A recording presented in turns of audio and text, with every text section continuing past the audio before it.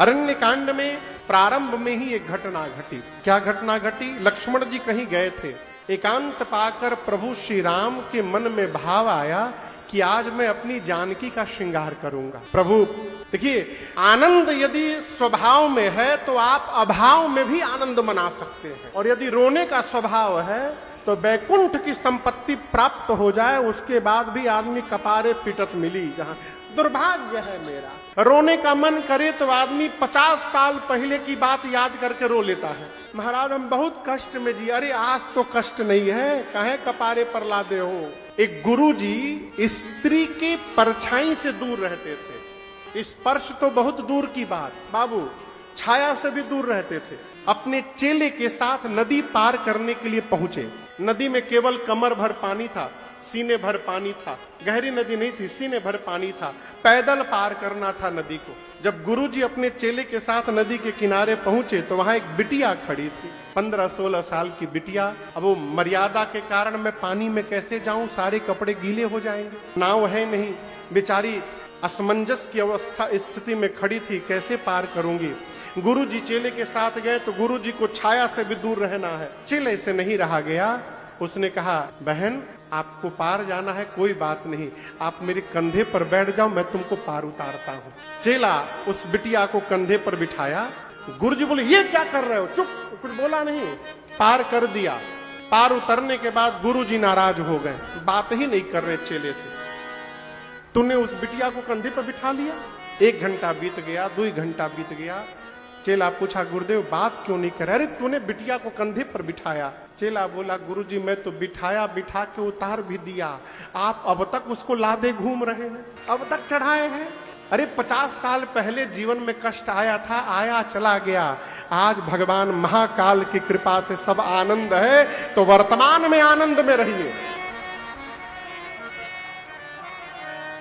जो मिला उसमें आनंद में रहिए। भगवान ने जो दिया, जो प्राप्त है वही पर्याप्त है, वो पर्याप्त है नहीं, वही पर्याप्त है।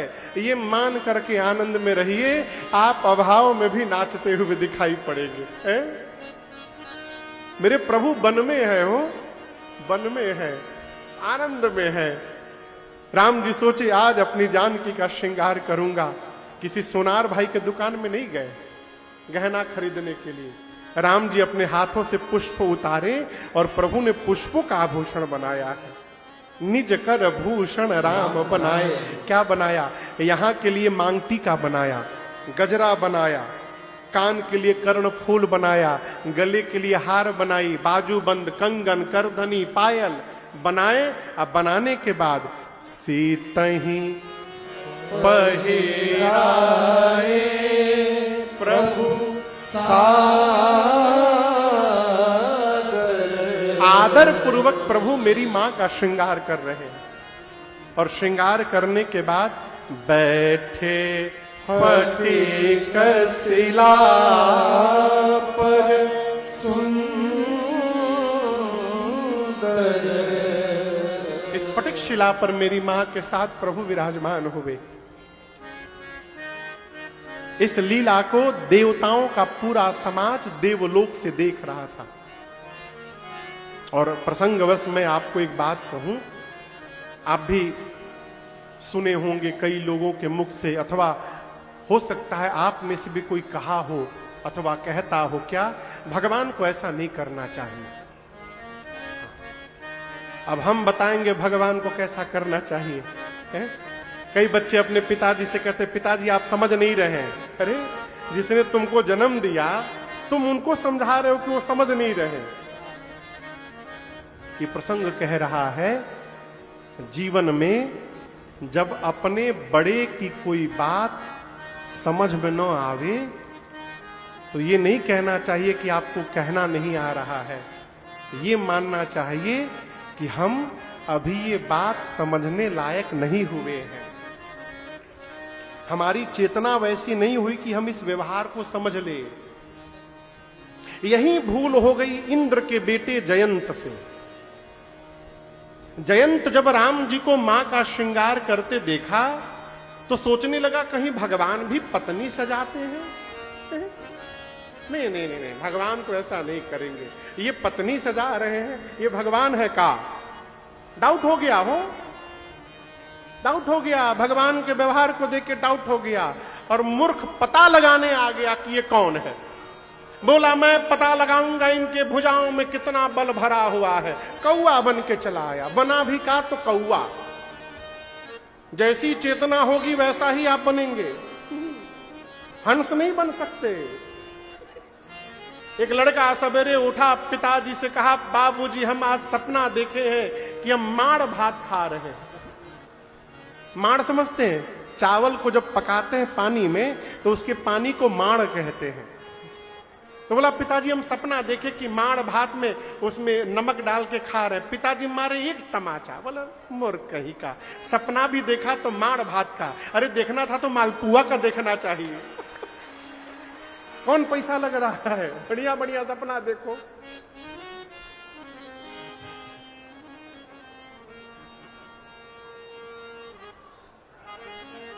बुट्टू एक दिन जाते थे मुकुंद को,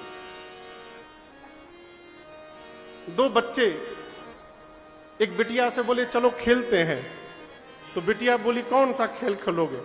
तो दोनों बच्चे बोले गरीब गरीब खेलेंगे। बिटिया बात गरीब गरीब खेलेंगे, हम नहीं खेलते गरीब गरीब, जाके तुम दोनों खेलो गरीब गरीब।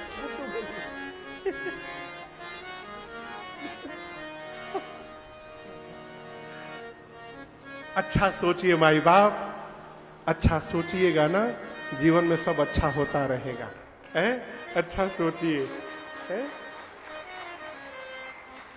इंद्र का बेटा जयंत कौआ बन के आया और मूर्ख आकर मेरी सीता मां के पांव में चोंच से मार दिया। सीता चरण चोंच हति भागा। आपको आनंद की बात बताऊं, जयंत को लग रहा है कि मैं कौवा बन गया हूं तो मुझे कोई पहचान नहीं रहा है, लेकिन सीता मैया जगत जननी है, साक्षात माया है, माया के आगे किसी की माया चलेगी नहीं। राम जी मेरी मां को देख रहे हैं। राम जी किसको देख रहे हैं? मां को। मां किसको देख रही हैं? जयंत को। जयंत सोच रहा है मैं कौआ बन गया हूं, मुझे कोई पहचान नहीं रहा है। मां के आगे किसी की माया नहीं चलती। मां देख रही, अरे इंद्र का बिटवा जयंत कौआ बन के कहीं घूम रहा। अभी मां सोच ही रही थी, तब तक आया, पांव में चोट से मार के भाग गया। चोट से रक्त की धारा जब निकली, राम जी जान गए, चला रुधिर रघुनायक जाना। भगवान को आया आवेश। जिस कुशा की चटाई पर बैठे थे राम जी, उसमें से दो कुशा निकाले। कुशा देखें आप लोग? कुशा कौन कौन देखा है? उसका आगे का भाग कितना मोटा होता है ना? बोलिए बोलिए, मोटा नहीं होता है? हम मोटे में भी कई लोग ऐसे हिला रहे हैं। जी महाराज, आगे का भाग बहुत नुकीला होता है, तीक्ष्ण, उसी को कुशाग्र कहा गया है। भगवान दो कुशा निकाले, एक को झुका के धनुष बनाए और दूसरे को ब्रह्मास्त्र के मंत्र से अभिमंत्रित करके जयंत के पीछे राम जी ने छोड़ दिया।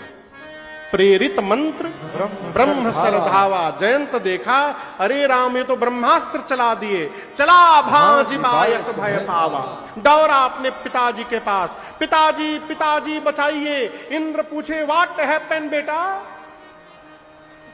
क्या हो गया, तुम क्यों दौड़ के आ रहे हो? बोला पिताजी मरने वाला हूं, तुरंत गेट खोलिए। इंद्र बोले बताओ पहले क्या किए? बोले मैंने सीता जी के पांव में चोट से मार दिया, राम जी ने ब्रह्मास्त्र चला दिया। इंद्र ने मेन गेट में डबल ताला लगा दिया, बंद क्या, कहा जाओ मरो भगो यहां से, तुमको रखूंगा मैं भी मर जाऊंगा। पिताजी ने ठोकर मार दी हो। गया इंद्र दौड़े दौड़े ब्रह्मा जी के पास, कहा ब्रह्मा जी आप बचा लीजिए। ब्रह्मा जी बोले जल्दी निकल लो यहां से, निकल लो, नहीं तो राम जी एक छोड़े हैं, दूसरा ब्रह्मास्त्र मैं छोड़ दूंगा। अब कहां जाए? पहुंचा कैलाश। हर हर महादेव, हर हर महादेव, बाबा बचाइए। नारद जी भगवान महाकाल को पहले बता गए थे, दौड़े दौड़े आएगा, बाबा रखिएगा मत उसको। जैसे इन जयंत पहुंचा बाबा महाकाल के पास, बाबा पहले ही त्रिशूल लेके बैठे, बोले आओ आओ तुम्हें को खोज रहे थे, अब आओ। देखा त्रिशूल भाग गया। 3 लोक 14 भुवन दौड़ा, परंतु गोस्वामी जी कहते हैं काहू बैठन कहा न हो। रखना तो बहुत दूर की बात है माई बाप, किसी ने जयंत को बैठने के लिए भी नहीं कहा। जानते हैं क्यों? जब जगत वाले मारते हैं तो राम जी बचाते हैं, जिसको राम जी ही मार देंगे उसको कौन बचाने वाला मिलेगा जगत में? कोई नहीं बचाया जयंत को, दौड़ता रहा। लेकिन हम आपसे एक निवेदन करें, यहां भी एक उपाय है। क्या उपाय है? संत की शरणागति कर लीजिए। जीवन में कितना भी बड़ा अपराध हुआ हो, संत की शरण में आप चले जाइए, और भगवान यदि ये देख लिए कि आप संत की छाया में है, भगवान कुछ नहीं करेंगे, छोड़ देंगे। नारद जी देख लिए जयंत को, नारद देखा विकल जयंता। नारद जी पूछे क्यों दौड़ रहे हो? बोला नारद जी ऐसा ऐसा अपराध हो गया है, समझ में नहीं आ रहा है मैं क्या करूं। नारद जी बोले मैं समझा रहा हूं, एक काम करो, लौट कर राम जी के पास जाओ। बोला उन्होंने मारा है। बोले इसीलिए तो भेज रहा हूं, जो मारा है आज तुमको वही बचा सकता है, दूसरा कोई नहीं बचा सकता। पठवा तुरत राम पहिता। और यही संत का व्यवहार है। नारद जी ये नहीं बोले कि बढ़िया आगे आगे चलो मैं तुम्हारे लिए पूजा करूंगा, 75,000 दो, तुम्हारा अब ये विपत्ति दूर हो जाएगी, नहीं बोले। क्या बोले? भगवान के पास जाओ। संत वही है जो जगत में परेशान जीव को भगवान के दरवाजे की ओर पहुंचा दे। ये संत का व्यवहार है, अपने में ना फंसा ले।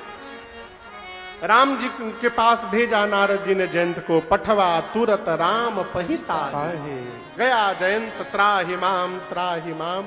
उतनी दूर से ही क्षमा मांगते गुलाटी मारते आया। राम जी बोले फिर आ गए तुम, क्यों मारे सीता के पांव में? बोले प्रभु प्रभाव देखना था। राम जी बोले दिखाई दिया? बोला कल्पना से अधिक दिखाई पड़ गया। राम जी बोले अब क्यों आ गया? बोला स्वभाव देखने के लिए, मैंने सुना है आपके विषय में। राम जी बोले क्या सुना है?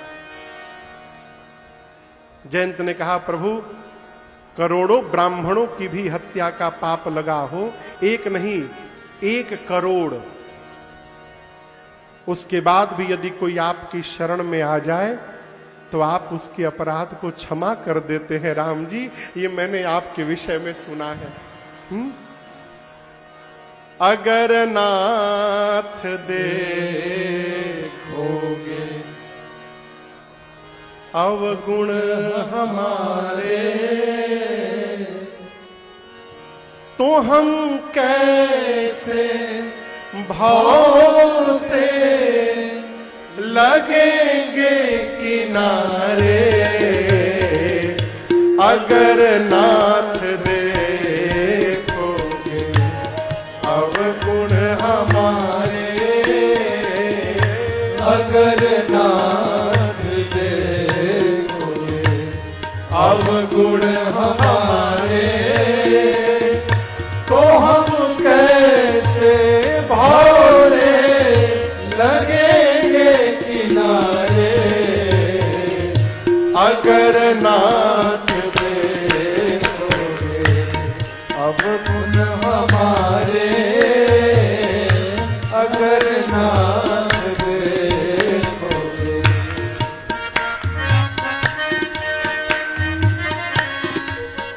मैंने सुना है क्या? पतितों को पावन है करते कृपा निधि। पतितों को पावन है करते कृपा निधि। पतितों को पावन है करते कृपा निधि। पतितों को पावन है करते यही मैंने भी सुन लिया था कि ये पाप है इस सुयस के सहारे, अगर नाथ देखोगे अवगुण हमारे, अगर नाथ देखोगे अवगुण हमारे।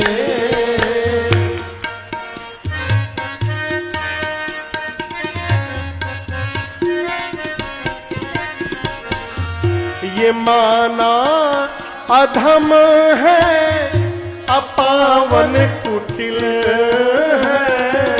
ये माना अधम है, अपावन कुटिल है। ये माना अधम है, अपावन कुटिल है। ये माना अधम है, अपावन कुटिल है। सब कुछ है लेकिन है भगवन तुम्हारे, अगर नाथ देखोगे अवगुण हमारे, अगर नाथ देखोगे अवगुण हमारे।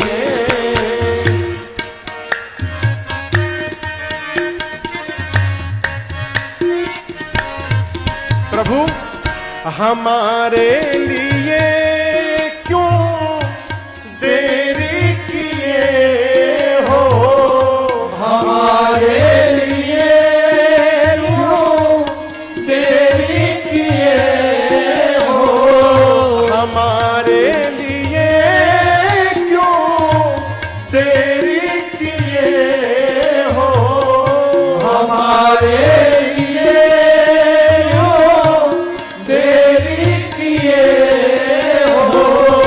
हमारे लिए क्यों देरी किए हो, हमारे लिए क्यों देरी किए हो। मैंने सुना है गड़ी का अजामिल वो पल भर में तारे, अगर नाथ देखोगे अवगुण हमारे, अगर नाथ देखोगे अवगुण हमारे।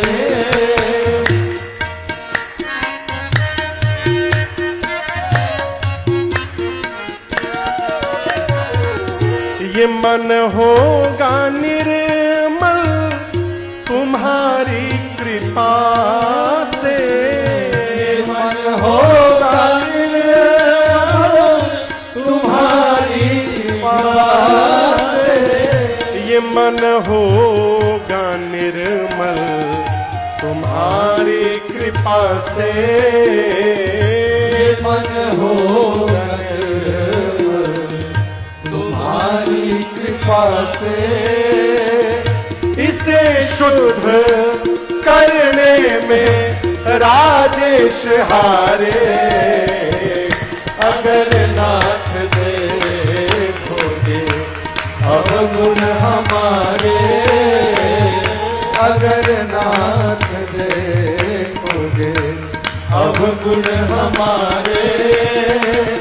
तो हम कैसे भोले लगेंगे किनारे, अगर नाथ देखोगे, अगर नाथ देखोगे, अगर नाथ देखोगे।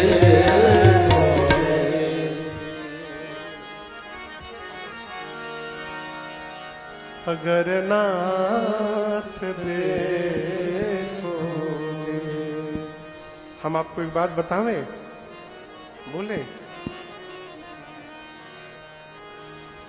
हम लोगों को किसी में अच्छाई नहीं दिखाई पड़ती, और मेरे रघुनाथ जी को किसी में दोष दिखाई नहीं देता। ये भगवान का स्वभाव है। जो दोष दर्शन करे वो भगवान हो ही नहीं सकता। वो इसीलिए भगवान है कि भगवान दोष देखते ही नहीं है। क्या हो?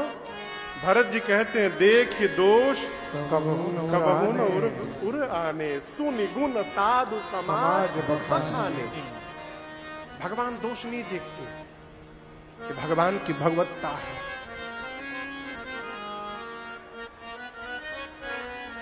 जयंत ने कहा प्रभु आई नो अबाउट यू, मैं आपके विषय में जानता हूं, आप दोष नहीं देखते, आपका स्वभाव है। मैं बस ये कंफर्म होना चाहता हूं, ये स्वभाव अभी भी है ना आपका कि बदल गया? क्या वह स्वभाव पहला सरकार अब नहीं? प्रभु पहले जो आप क्षमा कर देते थे वो उस पहले वाला स्वभाव है ना? दीनों के वास्ते क्या दरबार अब क्या? इस दरबार में अब छोटे लोगों की सुनवाई नहीं होती, पहले तो होती थी राम जी। कहीं नियम बदल तो नहीं गया है ना? पहले वाला स्वभाव है ना? मैंने आपके विषय में सुना है एक बार, द्रौपदी की साड़ी दुशासन खींच रहा था। आप लोग जानते हैं इस विषय को? खींच रहा था भरी सभा में। द्रौपदी मैया अपन सड़िया हाथ से पकड़ ली थी। उनको लग रहा था ना कि कितना भी दुशासन खींचेगा मैं बचा लूंगी, ऐसे पकड़ के खड़ी थी बाबू।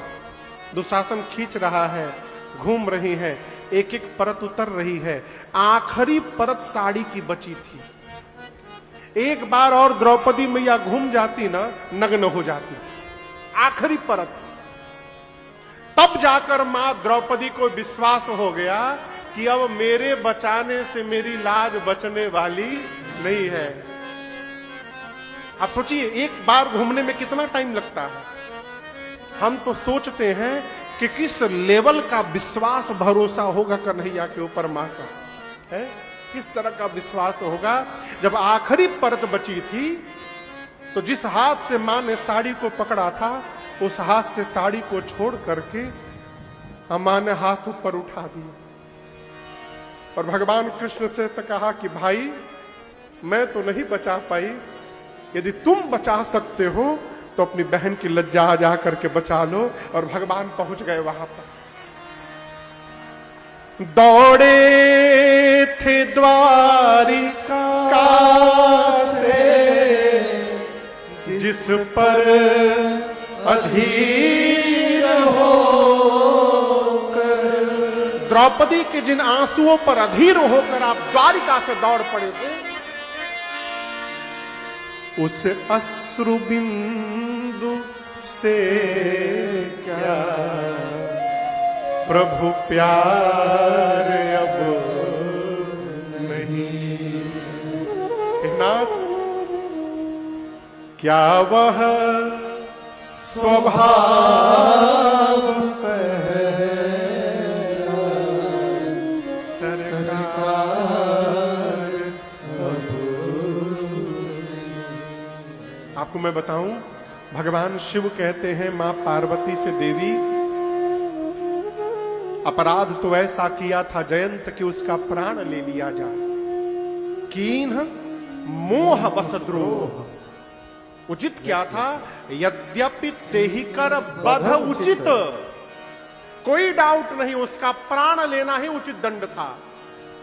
परंतु ऐसो को उदार जग माहि, बिनु सेवा जो द्रवै दीन पर, राम सरिस को नाही, ऐसो को उदार जग माहि, प्रभु छाड़े करि छोह, को कृपाल रघुबीर।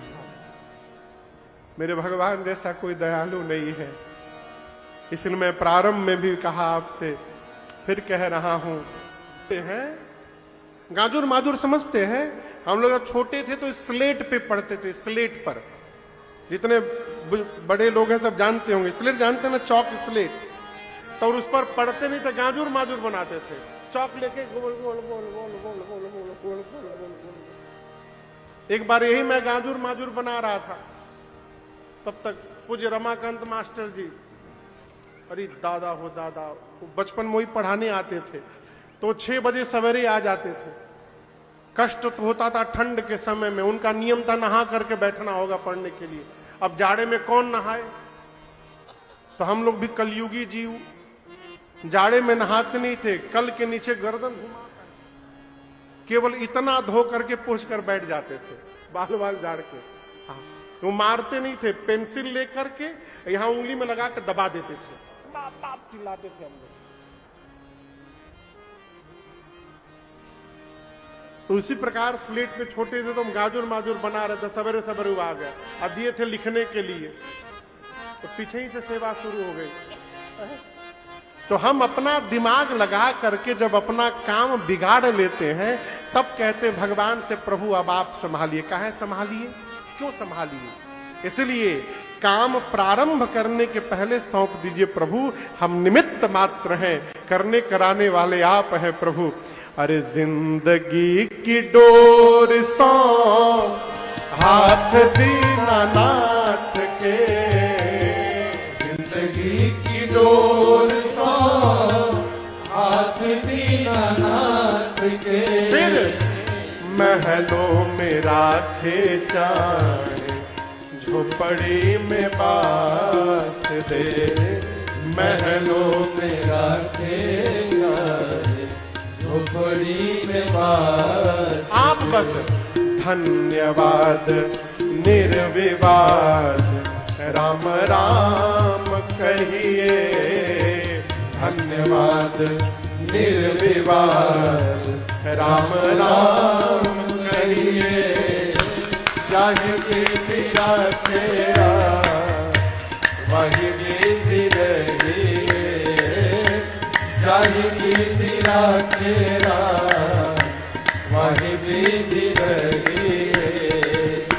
सीताराम सीताराम सीताराम कहिए, जाहि विधि तेरा वही विधि रहिए।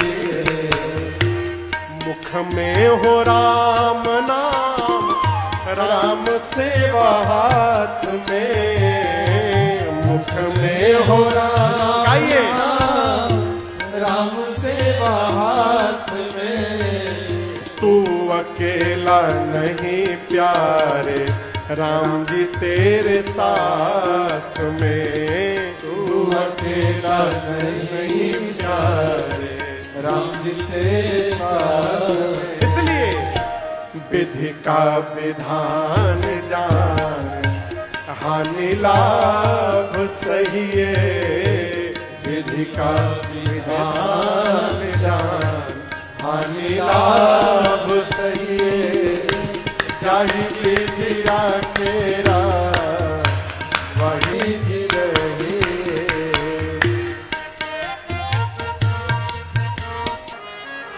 ये महामंत्र है। क्या महामंत्र? फल आशा त्याग शुभ काम करते रहिए। क्या होगा नहीं होगा भगवान पे छोड़िए, आप करते रहिए। और हम ये कहना चाहते हैं, करिए भी मत, निमित्त मान के बस रहिए। कहां क्या कराना है भगवान आपसे कराते जाएंगे, आपको पता भी नहीं चलेगा। हमारे अजीत बाबू इस कथा का संकल्प लिए और इस कथा के संकल्प में सहयोग करने के लिए अमेरिका से चलकर हमारे भैया राजेश व्यास जी और श्रीमती रश्मि व्यास जी यहां पर आकर कंधे से कंधा मिला के खड़े हो गए। बाबू का तो समझ में आता है, भारत में रहते हैं, बांदा में मिले, हम तो इनसे पहली बार मिले। कहा अमेरिका डल्लास से चलकर यहां आए, कथा के सहयजमान बन गए, रचना बन गई। ये किए नहीं, भगवान की इनकी दोनों पर कृपा हुई तो इन दिनों को निमित्त बनाकर महाकाल की नगरी में कथा करवा ली। आप तो अपने को निमित्त मान करके हैंड ओवर हो जाइए। जाहि विधि राखे राम वाही विधि गई। भगवान ने जयंत को क्षमा कर दिया।